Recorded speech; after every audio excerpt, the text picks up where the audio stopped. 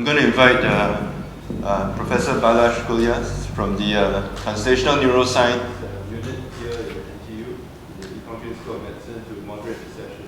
I think before each of you ask your question, it'd be good if you could just identify yourself and let us know where you come from.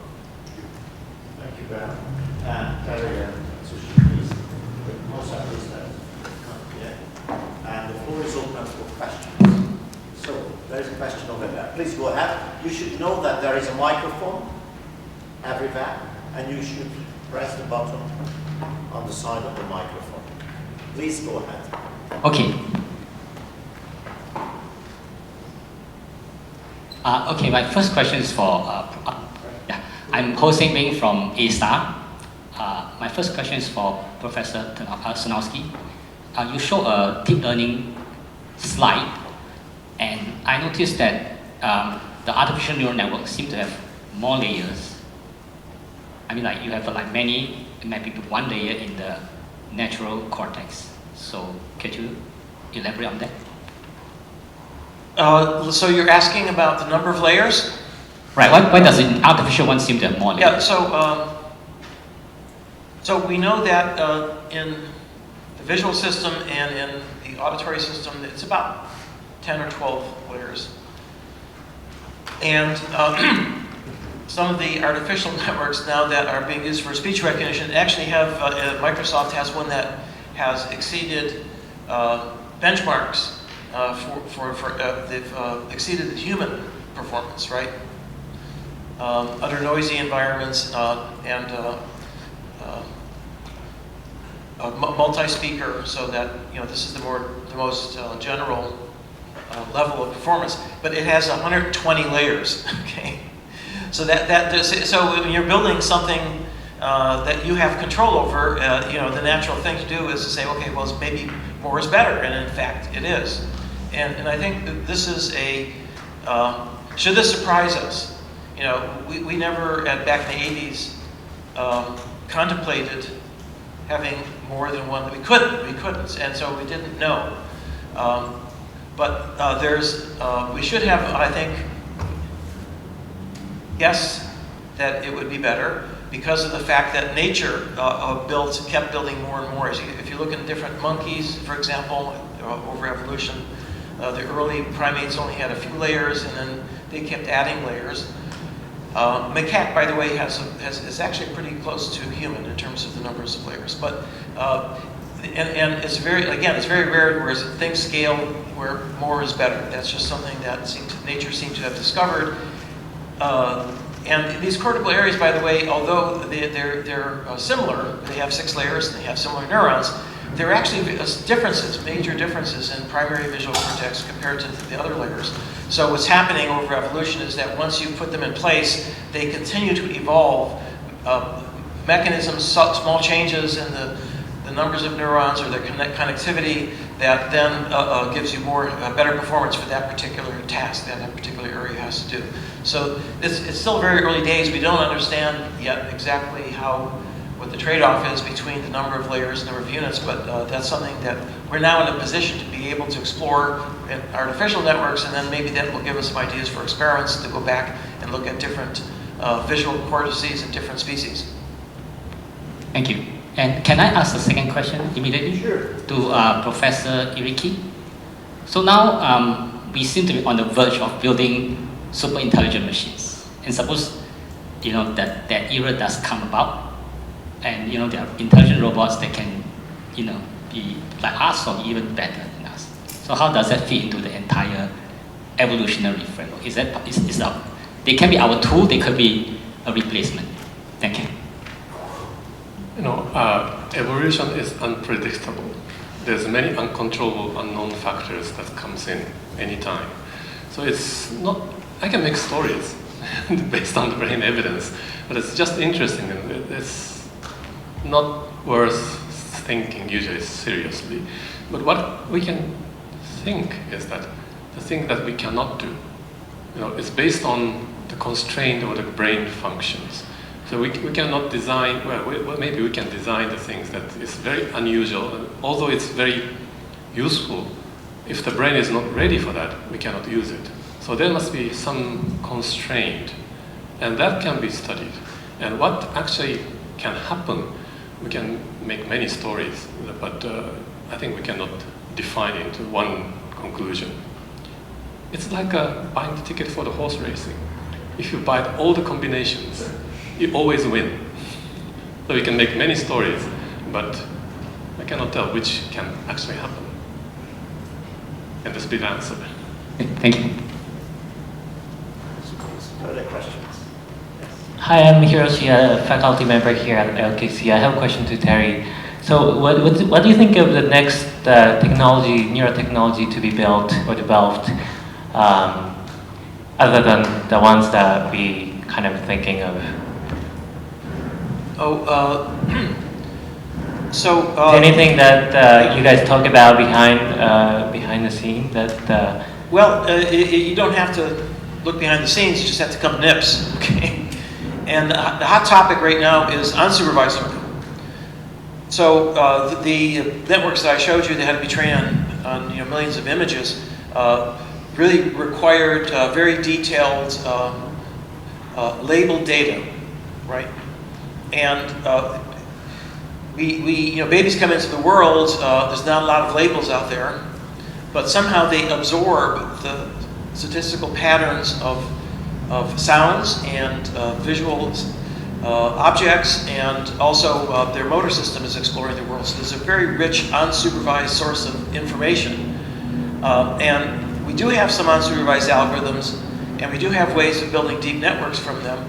But my guess, though, is that there are probably better ones that are even more efficient that are used in the brain.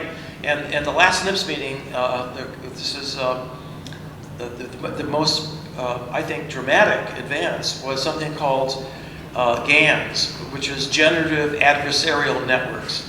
So here's how it works. You actually have two networks. And it's like a game. One network is trying to generate realistic images in a particular category, like rooms or nature, right? And the second network has to discriminate between real images of rooms and the fake ones that are being generated by the adversarial network. And both of them are learning. So as the generative model gets better and better at fooling the discriminative model, it has to get better and better because the discriminative model is getting better and better at distinguishing the fakes from the reals. And at the end, you end up with this generative network, which is producing photorealistic pictures that could actually exist of real rooms or mountains or volcanoes, whatever category you're training it on. This is like a Turing test almost, right? It's creating these very detailed and very believable images. And if you, there's 20 output units, and if you vary the pattern of activity across them, you can go through on the output a set of images which morph between different types of rooms, similar to the ones that exist in the real world, but you can see windows coming and going, you can see beds coming and going, and it's all done completely unsupervised, right? There is no, it's given images of a cat, but it's not given any labels or anything. It's just creating, generating. And this is, I think, one of the important features of the human brain. I showed you the zebrafish. That spontaneous activity means that it's generative. It's creating its own internal activity. And that class of generative network architectures is much more powerful than one that just acts reflexively with give it an input, get an output. And the reason is that the internal activity can generate new patterns that's never been seen before. Okay, thank you very much.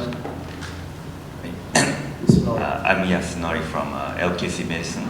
I have a question to Professor Iriki. So during the training and learning, showed that there is about 20% increase in the volume for a particular brain region. I'm curious of what's actually happening in the site. So is it incorporation of newly born neurons into that region, or is it expansion of the cell size of that region? And what would happen to the area that existed before during the expansion? Is it getting killed, or Do you have any comment? That's what I'm studying now. And there's many possibilities. It can be just swelling. But anyway, I assume you have a kind of neurogenesis, synaptogenesis, and actually the gray matter expands. And I told that expansion is 20%, but it's calculated based on the MR signal representing the gray matter. So it's not actual volume itself. It has been misinterpreted. But even though there must be some physical expansion of the gray matter. And often asked question is that since the brain size is limited by skull, the capacity, they must be sacrificing other area. But this is not true. The bone can change very rapidly. If you think about orthodontic treatment, if you apply the slight pressure for a few weeks, you can move the teeth very easily, meaning that there's a remodeling, the bone remodeling happening. It's actually the coming in of the osteoclast and then coming in of the osteoblast, and it changes. And it should happen the same thing in the skull as well. A small pressure over a few weeks is ideal for bone remodeling. And this is like a phrenology, but this is actually not a limiting factor. So I think that the brain actually expands. And the mechanism behind it probably is more neurons, more connections, and thereby inducing some precursor of the new brain areas. Like from around the area 7B, there are supramarginal cortex, and there's additional areas. There must be some seeds of the human new areas can be driven by an external pressure. And this must have happened during evolution. Can be the crazy idea, but this is testable, and this, I think, the good reason to believe it. Other questions? Oh, Terry, you're on questions. I have a question for Dr. Iriki. I really greatly enjoyed the model you had, whereby the brain can evolve through interactions with the environment, and that this, through epigenetics, can become incorporated into the genes. So here's a question that someone asked me, and I'll ask you. Suppose that you took a Homo sapiens just before they moved out of Africa, say 100,000 years ago, and suppose you could transport them into the future, into our culture here today as a baby, right? And the baby grew up. Would it become just like a normal human, or would there be something different? Well, again, yes.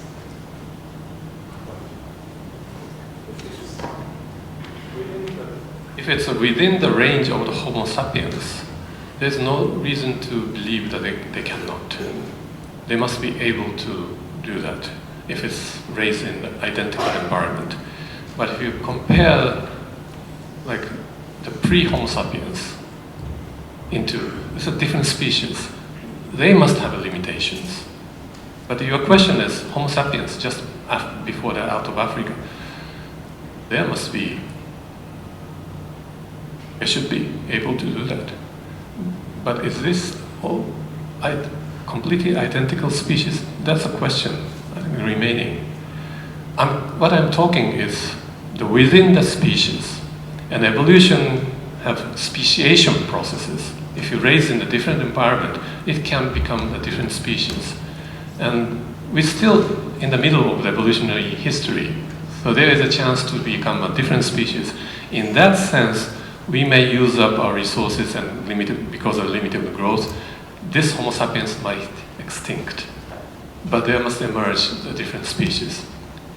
Across the boundary, if you go to there's always the story, possibly to go to the other planet like Mars.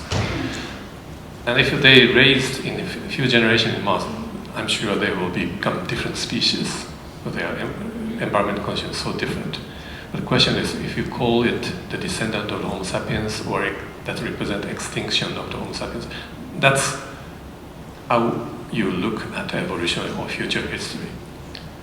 Maybe to mention too much, but to the question, within this simulation or in these conditions, they must be able to, otherwise they are not Homo sapiens. So this is a follow-up, which is that we have domesticated animals, like wolves, were domesticated like 40,000 years ago, and they were eventually bred into a much more docile animal, our dogs, and differentiated for different functions. And I'm not sure. I'm not sure if a wolf and a dog can crossbreed.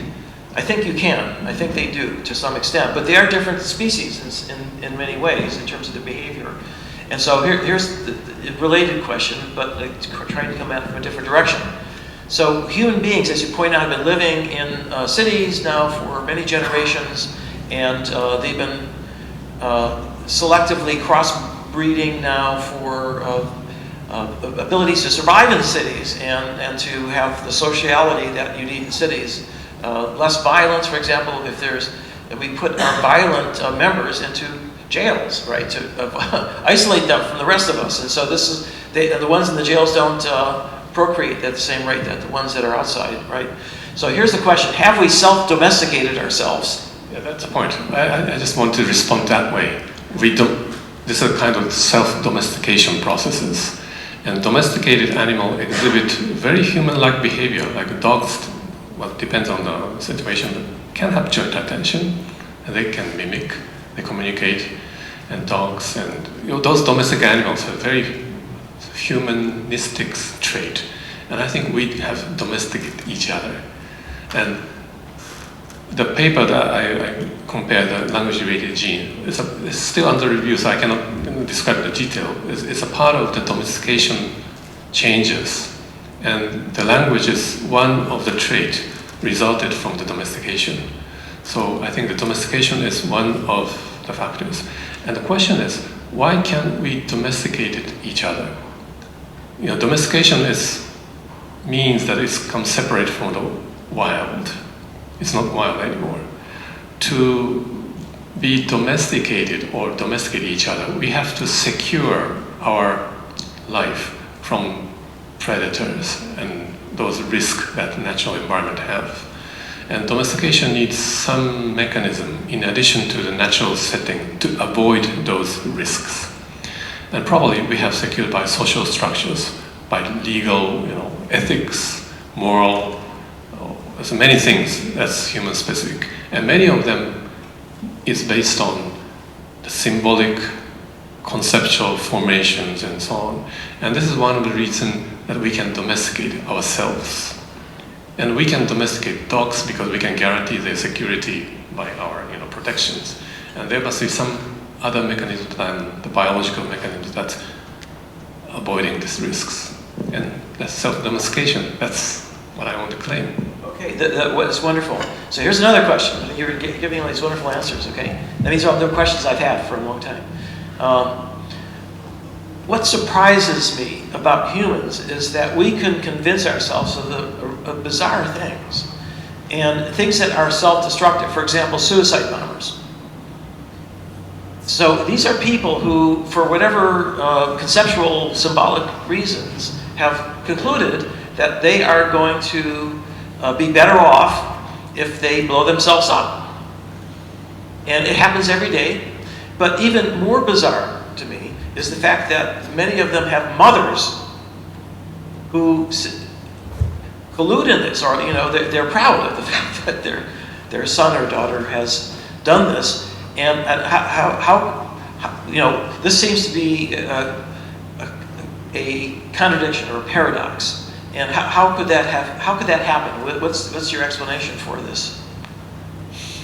It's a difficult question.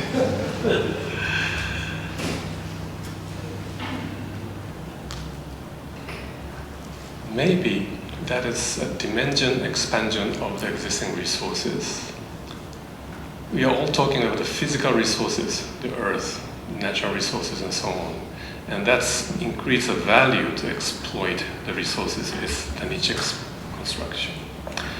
But what I have mentioned is that it's not constrained by physical entity or resources, but have a value. And value can be compared. And that's maybe have more abstract but valuable things.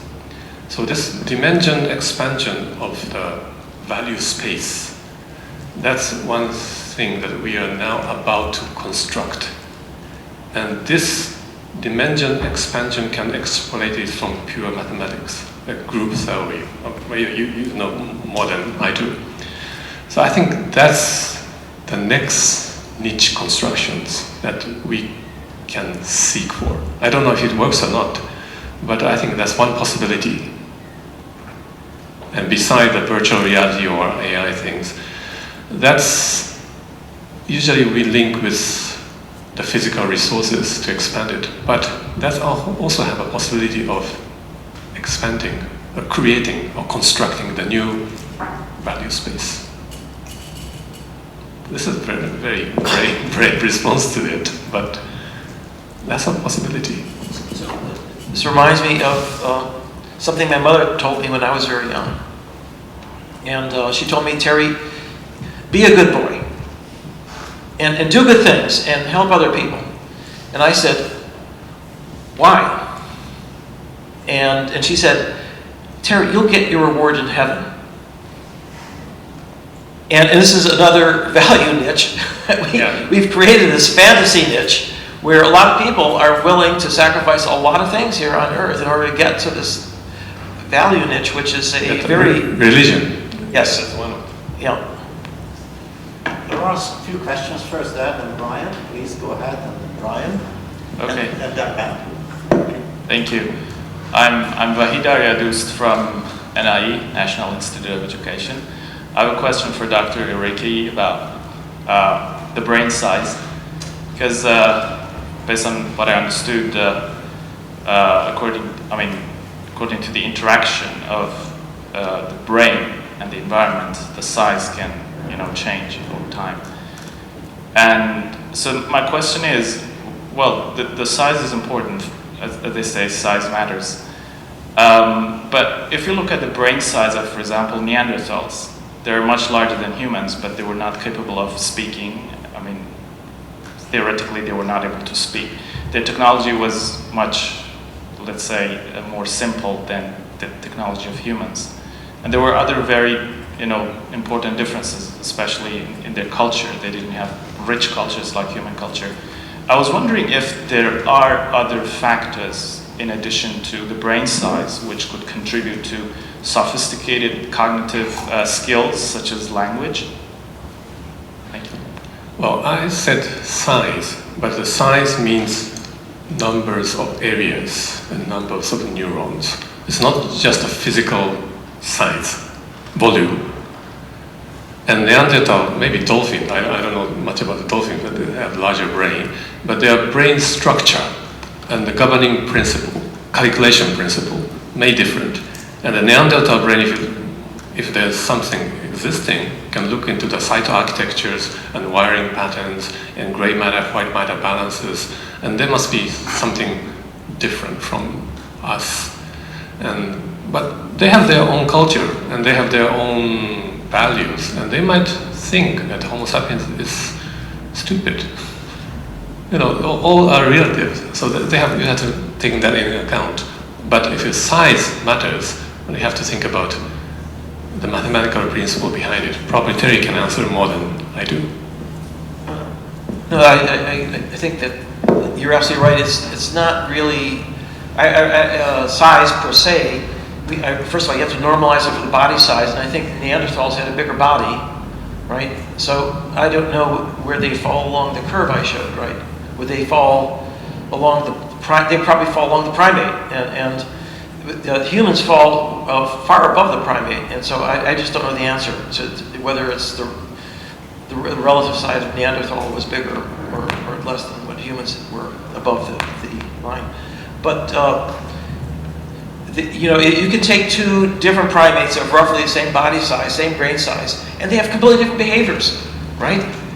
And you know, some of them for their niche are much more intelligent than humans. And by the way, this is something that I think humans are particularly bad at, which is appreciating the intelligence of other species. Just because they can't speak English, we think they're stupid, right? The reality is that there are many types of intelligence, and each type of intelligence is matched to the niche they're in. And you know, we look at bats, for example. Humans can't fly. We can't catch insects, right? I mean, for them, we're stupid. Because they think that we can't do what they do, and that's the way we judge other animals. So I would be very careful about making comparisons between these species. Brian was next, and then... Can I just add the data point on the brain body size for Neanderthals for you? Thank you. Yeah, the data are in. The brain body size ratio is much more in line with other primates than with humans. So, and it seems to be that Neanderthal had a much larger gut by comparison, which is a lot of where their body mass went, but eating a less cooked diet meant they needed more neurological control over their digestive systems. So your point is very well made that what the neurons are controlling in the body is a very important part of what the brain does. Therefore, the ratio and indeed the structure are both very important. But because you asked the question, I thought I'd... Well, thank you. I didn't know that. Hi, Brian Arthur, Santa Fe Institute and NTU. I have a question for Terry. There are a couple of functionalities that haven't been mentioned that the brain seems to do pretty well. One is dreaming, and there must be an update on how and why and what that's all about. And the second is, in the higher activities of meditation, one can reach something called pure awareness. It's a very, very different state. It is, it's a state where one seems to have slightly different capabilities. So I'm wondering, what's the update on that? Why have these things evolved? Why do they exist? How would that compare with other species? Yes, I know more about dreaming than I do about meditation, but it looks as if almost all species have some form of sleep or rest period. So that's a very ancient biological state, and there are probably many reasons for sleep. But the type of sleep that we see in mammals, which has alternating slow wave and rapid eye movement dream sleep, is really has a special architecture, and there's increasing evidence that has something important to do with memory consolidation. And by that I mean that the experiences you've had during the day are temporarily, which are basically stored in different parts of the cerebral cortex, but they're stitched together by the hippocampus. And that stitching, which has to be done by the white matter, the long distance connections, has to be consolidated during the night when the hippocampus plays back those experiences. And now the cerebral cortex has to go through these sequence of states which then make it more permanent. And that may take many weeks and months and even years. Now, dreams. So here, this is very speculative, and I don't by any means have all the evidence except that a prediction, one of the predictions we made actually was confirmed. So let's suppose you get bitten by a dog. It's a really traumatic experience, and it is going to be remembered tomorrow. Now, is that, how valuable is it to store an exact experience? You're never going to get bit by the same dog in the same place under the same circumstances, right? So you need to generalize, and that's really what neural networks are good at. But you know, how do you, if you're not going to get any more labeled data from the world, you know, the dog biting you is a big label, pain, maybe blood, you know, And you don't want that to happen again. So you need to generalize to other dogs that may look different, but and may sound a little, they have a different bark, and may under different circumstances, right? So what you do is you go into a dream state where you generate patterns that have similarities to the actual experience, but are different in many dimensions. And the idea, though, is that you're going to consolidate not just the particular experience you've had, but the general features that are generalizable to other experiences you might have in the future. So that was we actually have a lot of biological evidence for that. And one of the predictions we made is that the plasticity would be on dendritic branches. That would be specific to the particular class of the features of the experience you've had, like the dog features as opposed to cat features, right? And literally 2 months after we published this paper in Neuron, a paper came out in Science saying, learning takes place during sleep and along dendritic branches, right? It was exactly what we predicted. So there may be something to it. But one of the things we know about the brain is that even awake states have many different gradations. You can be more alert, less alert. You can't be more focused, less focused. And meditation seems to fall somewhere along that continuum. Maybe it's can be reached through this introspective experience that you go through.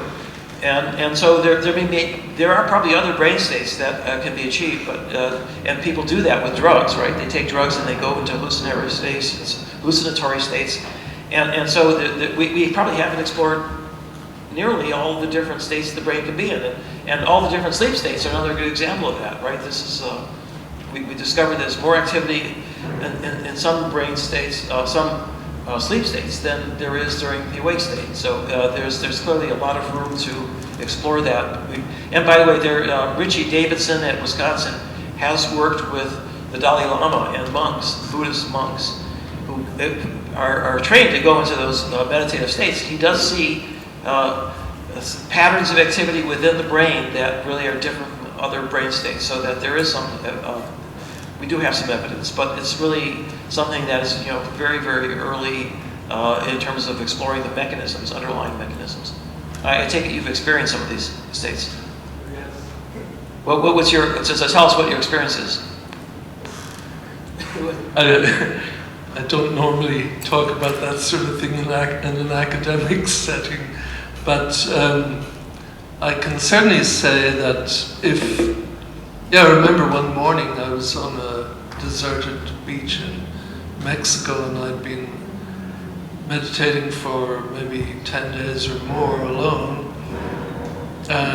all day, without any other stimuli. But I went into a state, this might be typical, where I felt aware of everything, and it didn't seem to matter. The sun was rising, it was getting very hot, the wind was coming up and blowing sand in my face, but it didn't seem to matter. It was as if I was in a complete cocoon and completely aware of everything that was happening. And it seemed to me to be a more satisfying state than I've ever experienced in my entire life.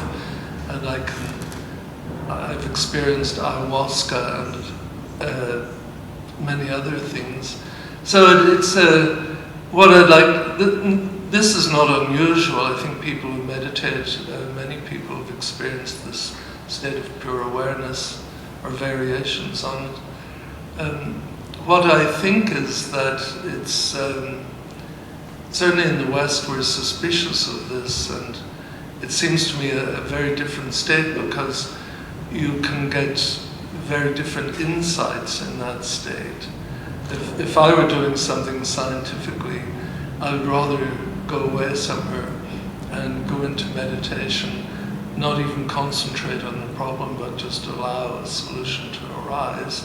And yet we don't understand, maybe you do, but in general we don't understand this sort of thing. We view it vaguely as rather Eastern, and I know that in the West it's considered very that you have to be Asian to be able to do this. So, anyway, that's just... By the way, just to tie in what into your initial question, that's a good example of what I call a generative network, right? In other words, this is activity that's coming from the inside rather than being stimulated by the outside. In fact, the outside has almost become sort of, I'd like to say, cocoon, rather than being driven by the outside, which is a state where the brain is no longer it is kind of self-generated. And by the way, there's something called the default state that was discovered by Marcus Rakel about 10 years ago. So this goes back to early brain imaging, and the technique they used when they wanted to know, when I'm reading something, how do I know what brain areas are involved in reading? Well, what they do is they put you in a scanner for 10 minutes and just get a background. And then they have you reading, and you subtract the background, and those are the areas where are doing the reading. And Marcus one day said, well, what are we subtracting? And it turned out that the areas that are being activated when you tell the person just to rest and don't think, of course you can't not think, you're just not thinking about something that you're at that moment, something that's happening at the moment. You're thinking about something that's going to happen or happened before, who knows. But it turns out there are like 4 or 5 brain areas in the anterior cingulate and the parietal cortex and elsewhere that are linked together that become active, but only when you're not processing sensory information. And it's called the default mode. And it's really interesting because nobody really knows what's going on in those areas and why they're activated. They're they go down when you're doing sensory motor, and when sensory motor goes down, the default comes up. So there's kind of a push-pull there. But and now with a new technique that was developed in my lab called independent component analysis, they've analyzed it further, and there's something like 20 of these resting states. So it's even much more complex than anybody ever thought. There's all these interacting subsystems within the cortex that seem to be specialized for different things, and it'd be fascinating to think of, if we could do this, analyze your head data coming from your brain during brain imaging, and see if we can find some new state. Well, it's up there in the title, The Primate Brain, so I'll leave it at that. Apologies due to pressure of time. Ben, we'll have the last question. Then I would like to ask some closing words from you and finally from Ben. So Ben, your question first. This is just totally out of curiosity because it's really not my area. And I guess that the human brain evolves slowly because the environment around us changes very slowly. But I guess in the age of augmented reality, you can easily program a total change in the environment and all sorts of parameters. And I take it if you're able to do that, can we also change the way the human brain evolves, learns, and teach it to do things that it can't do today?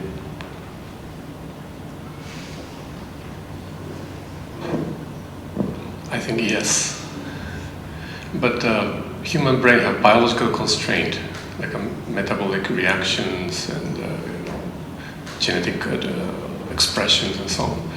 You cannot go super fast, but AI can subsidize it. And well, the answer is partly yes, but I have the limitations. That can be a simple answer, but well, it's difficult to respond. How about you? I agree. Yes, within limitations, but let me just point out that we're actually doing the experiment right now with the internet, social media, and the obsession. I really was in a train, subway in Tokyo, and every single person on the train was staring into their smartphone and texting or updating or doing something. And and I just thought, 10 years ago, there would have been everybody would have been doing something else. And so, what impact is it having on their brain? And it's clearly addictive for some people. They spend all their time. I mean, it's like if it's not texting, if it's not Facebook, if it's not gaming, it's hours and hours and hours and hours. And we're just this is really exposing it to a completely new environment now. It's not just a a city. It's not just a classroom. We're talking about a completely artificial environment that we've created for people. Actually, thank you for these answers. It's a pity that we have to close the discussion. I would love to go on, but I have learned here in Singapore, time is a very important thing and we have to respect it, the time of others. So before we close this session, allow me to ask our two speakers first. How do you see the future in your area? What are the most important challenges, most important questions to be asked? And in your opinion, how can we proceed in order to solve these conundrums? Terry first. Wow, okay, so I'm trying to understand brain function, and I'm trying to do that at the same time that we're creating artificial brains. I mean, very, very primitive versions of brains, but we're gradually adding brain pieces, and I already mentioned about unsupervised learning, but there's many other brain parts that, like the hippocampus, which is, I was mentioning in the dream state, is supplying information that can link together different parts of the brain, right? So that's kind of a binding together of bits and pieces all over the brain. So I think the real challenge is to be able to put in enough of these other brain parts into this very new framework so that it could be autonomous. Because right now they're carrot fed by computer programmers who are giving them data and so forth, and it's all very stimulus response right now. But it should be possible by adding in parts of the brain that we know are responsible for maintaining interior homeostasis, for being able to navigate in the world, to actually develop some autonomous behavior that doesn't depend on us all the time to care and feed them. The most important problem, that's difficult and it's unpredictable, but I think by extension of this niche construction, as I said, the principle behind it, like the expansion or creation of the new dimension of the value space. And that is a function of the brain with the aid of the AI, probably in this day. We have a strong supporter to do that. I think that's the mandatory for the human future because we are approaching the limit of the physical resources. And to realize that, I think the dimension expansion is something coming up of creating the concept that covers and incorporated the existing principle or way of thinking as a variation of it. So like you mentioned about the independent component analysis, we are now working on how to understand the brain activity with reality. And somehow we have to ask your advice, but to have something or a higher concept to include in the independent component analysis as one variation of this, which is a pure mathematical structure. So what we are facing is big data, age of the big data and supercomputer and AI. And to my opinion, my view perspective, it's still staying in the range of the multiple dimension correlations, multiple value correlations. But what we want to know as a scholar is the principle behind it. And to make full use of AI and big data things, we need new mathematics. And I think that's the pure mathematics thing. It's not immediately applicable, but it's not linked to the business directly. But I think that's something we need to do now. Abstract, pure. I have some insight, but I think it can be the new geometry. But this pure mathematical principle behind it, that's, I think, all the scholars are interested in. And we are now at a period can grab it. Thank you so much. And now with this, let me give back the word to our chairman of today's session, Benjamin. I think all of you must share the same view with me that today's sessions, we have had two really very interesting lectures and an even more interesting discussion subsequent to that. And I think for a start, could we just show our appreciation to the speakers in the evening?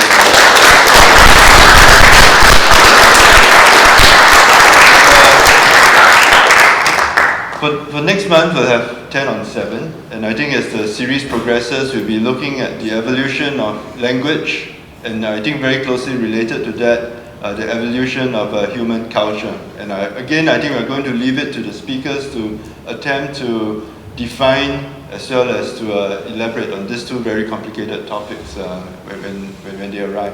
So for those of you who are available, I would again encourage you to join us. I'm not sure if we fixed the date yet. Do we know the date? 13th of August. 13th of August. So it's 13th of August, 14th. So sorry? It'll be sent around. Okay, we'll confirm, but it's either the 13th or the 14th of August, and probably in the Biopolis, and we will send out the details probably quite soon.